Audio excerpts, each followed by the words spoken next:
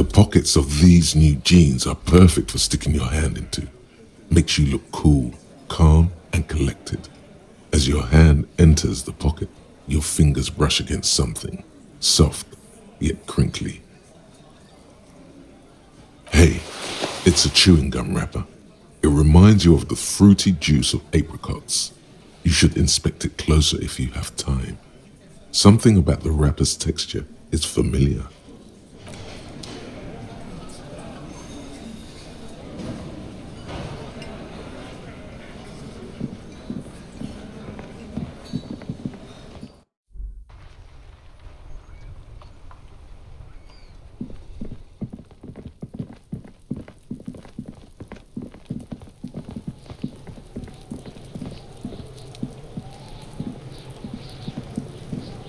Fuck does Kuno care?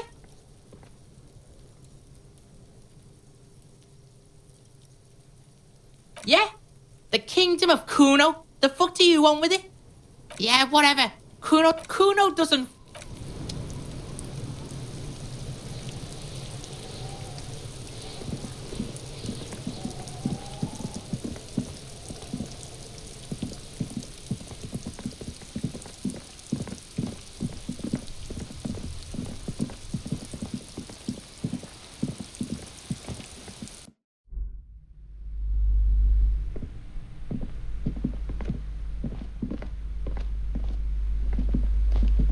You've hurt yourself now. I told you not to mess around back there.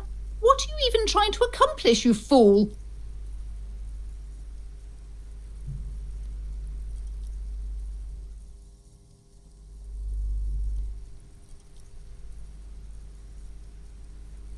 You're only making things worse. Stop it. Be compelled to look at the books. Go to them.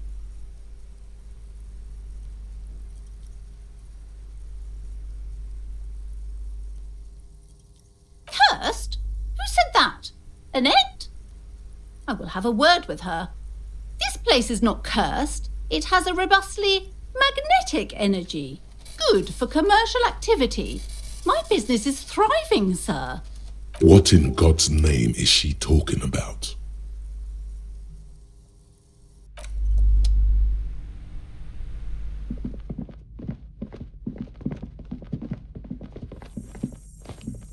A heavy door with a missing handle stands before you, covered in dozens, if not hundreds, of Seminese trinkets and charms.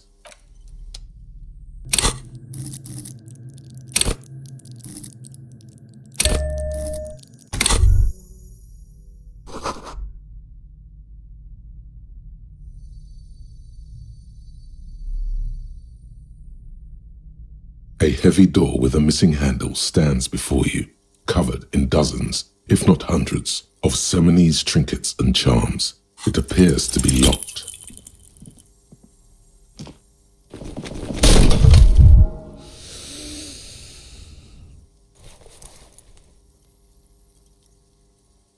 Ow, shoot. Whose moronic idea was it to just run through the door? Don't you know that things like that hurt?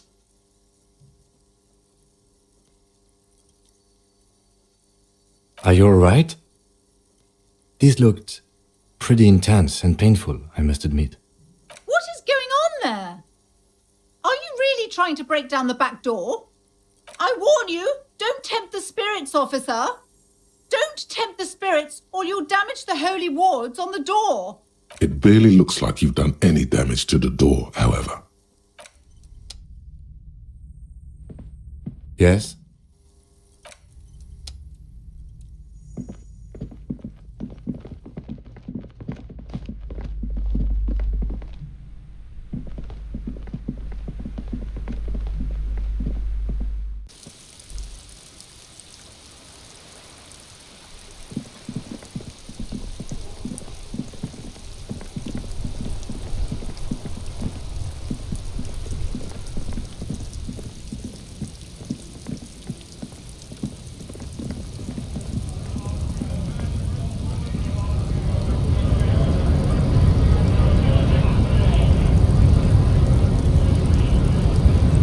So, how'd you like our harbor?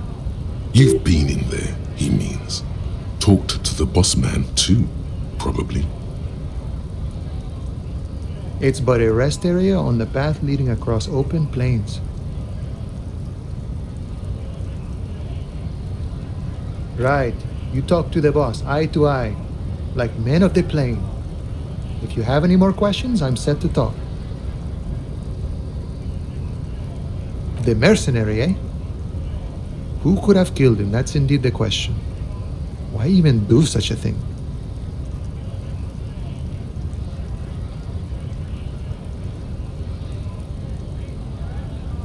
What a thought! Why would noble workers resort to such a thing? Unless they were pushed, of course. Your dead guy was an enemy combatant. He was an agent of the opposition, attempting to undermine our honorable efforts. I ain't the murdering type, but that's just me. Large organizations like our union have all sorts of men, with all sorts of skills. He means a more violent faction could easily take care of such a thing. Understood. This has been of limited use. Still, thank you. No problem. I wish the best to you in your search. Sure, I'm glad it's not my search.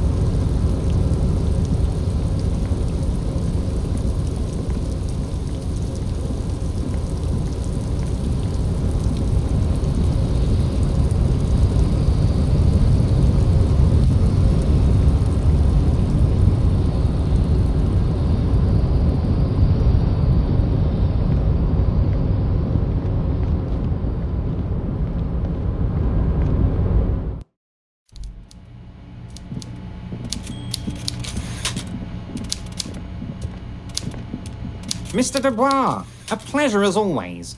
You don't have to sit down this time, since you've already sat on that chair.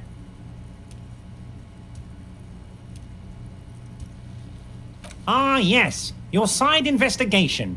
Thank you. You've got some spirit clearing up phony drug accusations alongside this murder.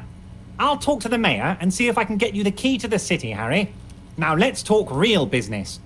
He refuses to discuss it further. It's probably just a small nuisance to him.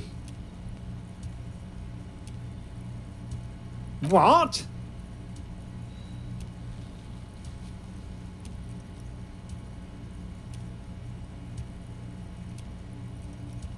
Did I? Well done then, Harry. I like not knowing about it, and I'm sure you made the right call. I spend the whole day delegating tasks, and it's a great relief to see people taking initiative. I don't even want to know what all of that means. Brew, shady, alcohol, turned off. I'm going to let the world surprise me. Let's hear it, Harry.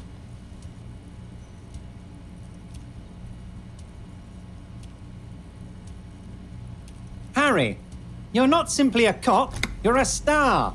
A bright shining star in the drab law enforcement sky, outshining all other stars. You're a superstar.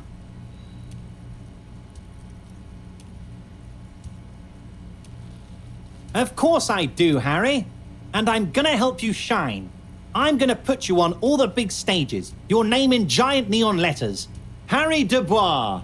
The giant neon sign reading Harry Dubois, hanging from the Cavalson crane, can be seen all the way to Jamrock.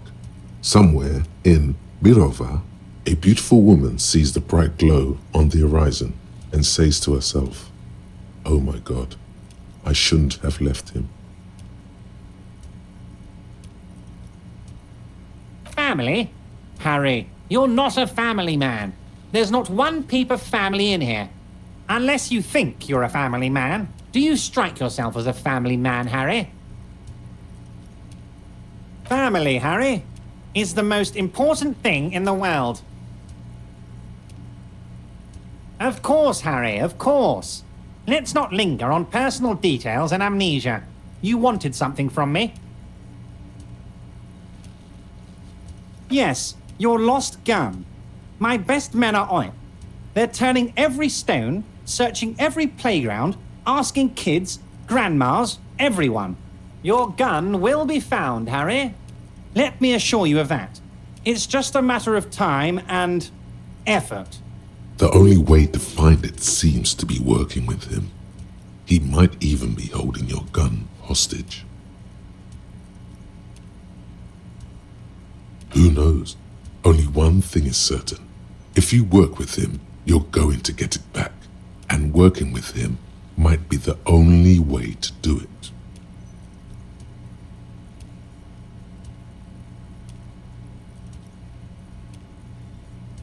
Yes, thank you for the hot tip regarding your lost gun, Harry. My men have indeed factored in that you pawned it. Now please, let the professionals do their job. Kick back, Harry, relax. I have great guys on this. You focus on what's important, building our relationship for the good of Martinez. It did not come as a surprise to him. He might actually not be bullshitting.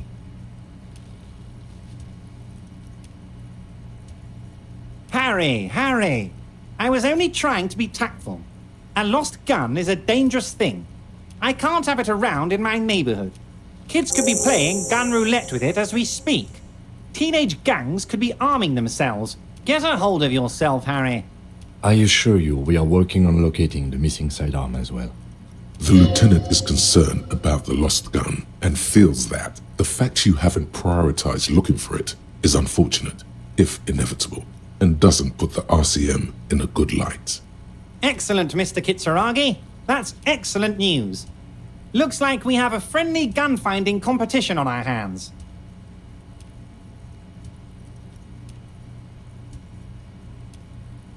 A fantastic change of heart, Harry.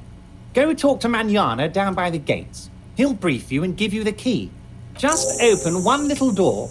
You don't need to go in or anything. I just want that weasel to come home and see the unlocked door. That's it. Anything else we should discuss? See you soon, Debardeur. Just kidding, but not too much.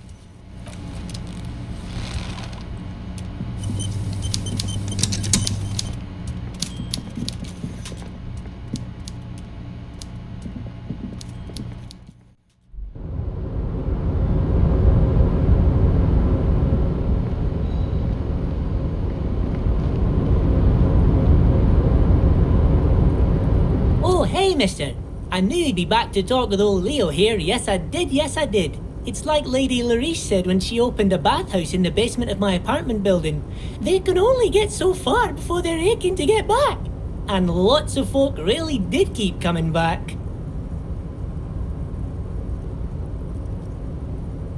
Sure, mister. Absolutely. I'm always willing to help out nice fellows such as yourself.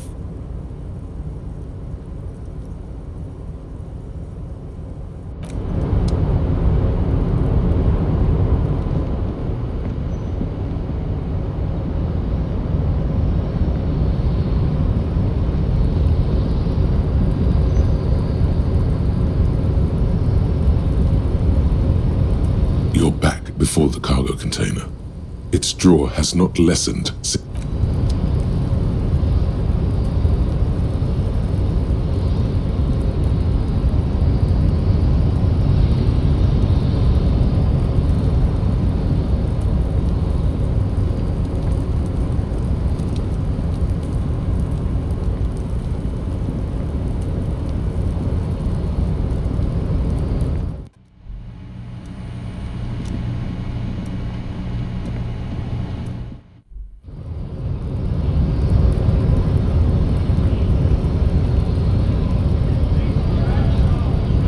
Hola, Wandering Man.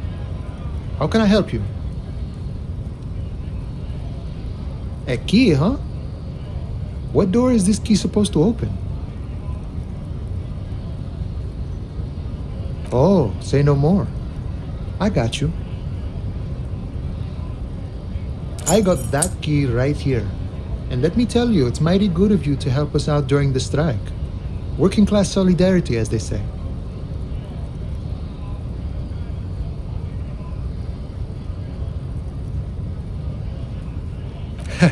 I'm not so sure about the hustle grind, but it doesn't matter. It's a good thing you're doing. Thanks. What you're looking for is a basement door behind the greenhouse. That's behind the whirling in rags. That's all I know. Our organization is what you call compartmentalized. Means we keep out of each other's business. Okay, but where did you get the key from? The janitor gave it to me. Nice fella. We talked about life and things that really, truly matter. None of this mess we're in, this jiving and juggling. What's it for? To feed our children, I guess.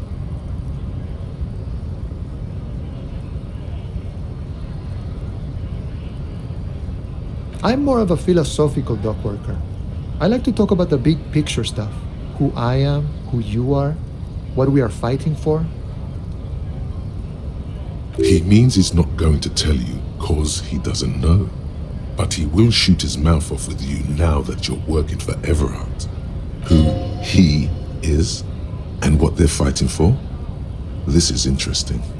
Ask him about the Hardy Boys. Los Ardis? They're an independent militant group. A bit too high-strung, but it comes with the responsibility. They're sort of like you. Preserve the rule of law and all that. Except it's Everart's law. But really, they're just like you. Is he actually comparing you, an officer of the law, to some neighborhood vigilantes? Come on, he's just trying to keep the peace. The man whispers a jaunty tune. A coastal breeze ruffles his hair. We're negotiating our share. Aye. This stuff, they already covered.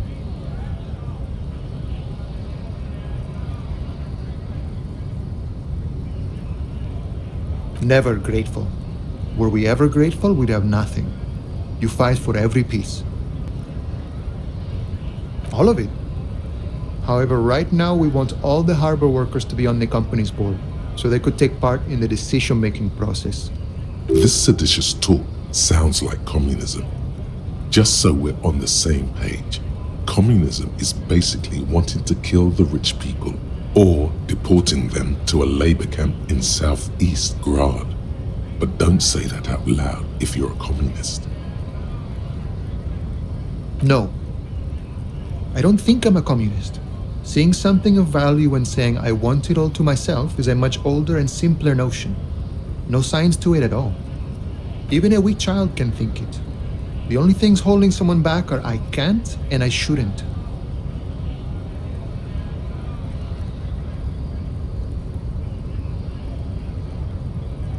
I have nothing against communists. They are honorable boyaderos. And they have good analysis. But my own code serves me well. If my code starts failing, a code can fail a man as well as a man can fail a code, then I will have to submit to a new one, which may well be communism. He knows who he is, firmly grounded, has no need to reinforce or elaborate his political identity to himself or others. See, I am primarily a lazy person.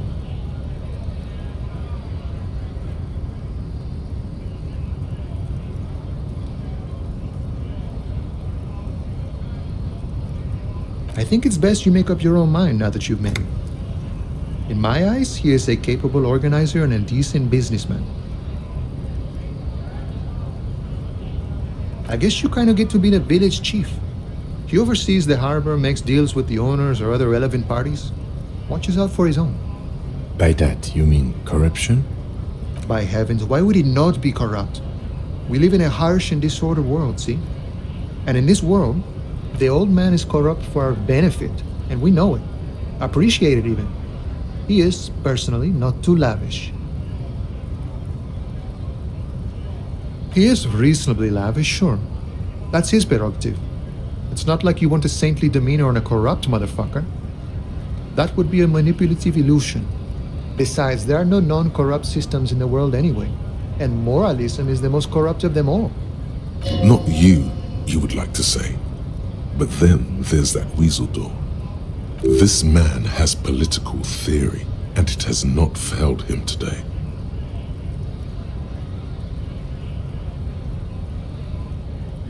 Sure, I've had the necessary free time. Fortunately, there's always time. The look in his brown eyes conjures up an understanding. For him, having command of his time is the most important thing. It all comes together now. The way he speaks about scabs, his general attitude. He's a follower of a 500-year-old Franco-Nigerian Boyadero code, itself an appropriation of Vespertine cool. That of a noble peasant or a traveling herdsman. True to yourself, independent in your actions, loyal to your friends. No. No. The man sits on the railing, his hands reaching far and wide. Yet it feels as if he could effortlessly go even wider, if need be, an endless torrent of time.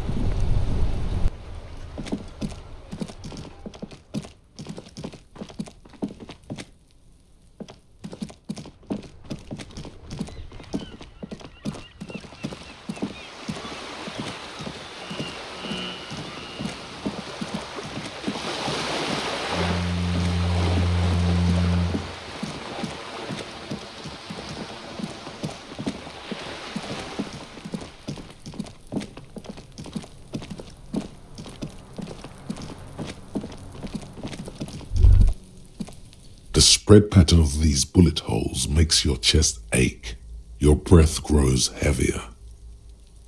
You peer into the faded marks in the stone.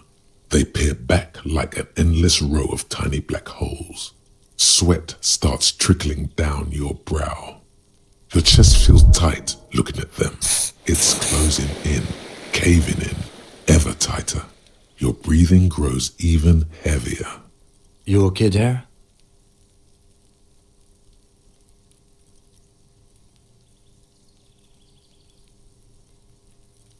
You were looking pale there for a second. What are you looking at?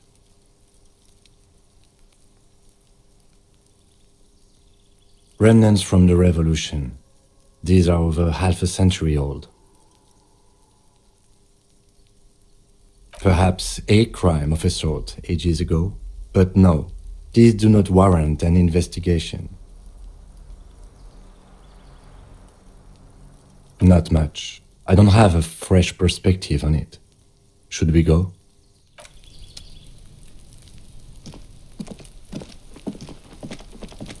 This must be it.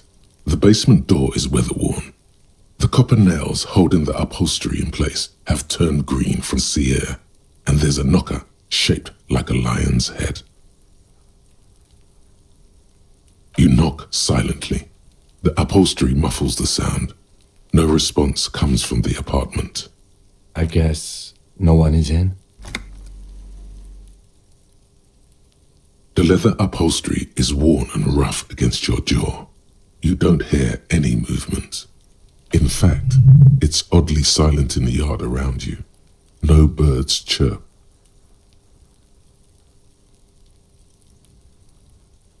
Let's be honest. This isn't what I joined the RCM for, but every day tells you something new about yourself. Apparently, working with the local union boss to get info on an investigation is not something I'm squeamish about. If the Merc Tribunal happens before we solve this, we are looking at casualties. What's one unlocked door compared to that? On the other hand, We could just leave and tell Evart we opened the door. No one seems to be tailing us to see if we actually did it. Yes, presenting a fabrication is known to get results here and there. You took this task. You make the call. The door is right here. You can just open it and be done with this. Besides, if you never open it, you're never going to find out what's behind the door. You try to be as silent as you can. It takes a bit of rattling of the handle to loosen the bolt. Finally, the door unlocks with a small clack. Thoughts race through your head. Only curiosity could account for stepping over that threshold. Maybe there's treasure in there. A white alligator. A fountain of quicksilver.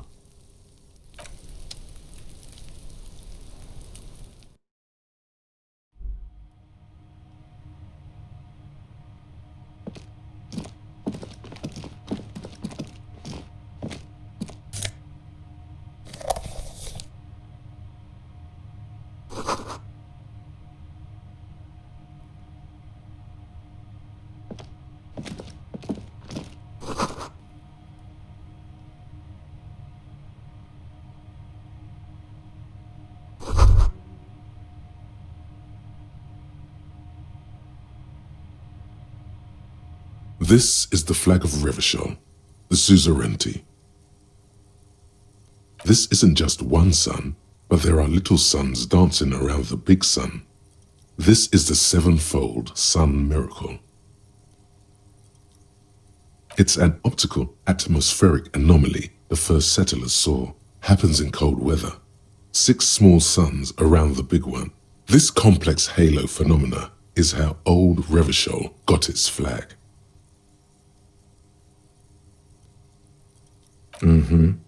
The tenant is an old-fashioned guy. By old-fashioned, he means very right-wing. The flag doesn't seem to mind. It's just a colorful fabric with a sun sewn onto it. Like all feudal flags, it looks like a children's drawing.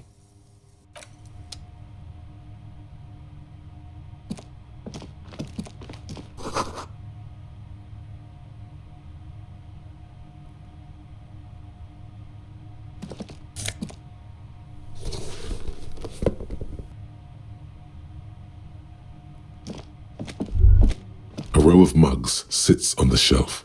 Each one depicts a human figure. A dark-skinned woman grinning amidst mysterious symbols.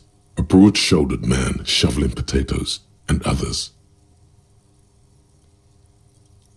A little ring. Though cheerful, the images on the ceramic make you vaguely uncomfortable. The lieutenant picks up one of the mugs, then puts it back down with a look of disdain. I'm beginning to feel better about breaking into this man's apartment. Yes, your broken mug friend would feel very much at home here. The same humor, the same mocking lines. There's the missing tin soldier. Whoever lives here might have used the whirling's container to dump his trash. And now they've drawn the ire of the Union. The plot thickens, as they say. An interesting little clue. Let's see where this goes. Clues have a way of magically connecting to other clues down the road. Perhaps you should break into apartments more often.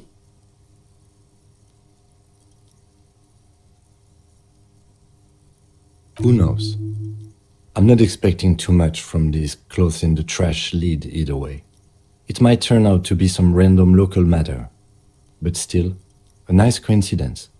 You could ask Evart who this person is once you're done here.